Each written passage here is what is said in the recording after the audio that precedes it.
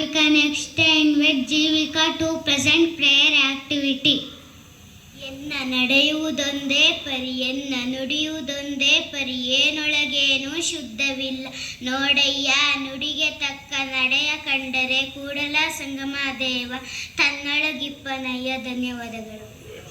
Thank you Jeevika. Next I invite Shravya to present prayer activity.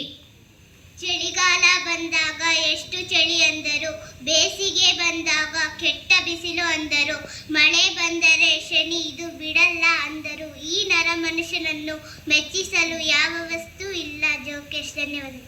Thank you Shravya. Next I invite Ashwini to present prayer activity.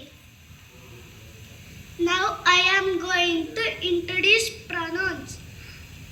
I am a student. My favorite color is pink. You are my best friend. Me, please give me your pen.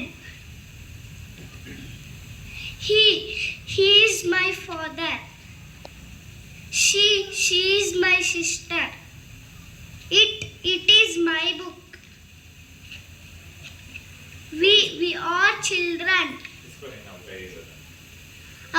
We should respect our teacher. Thank you.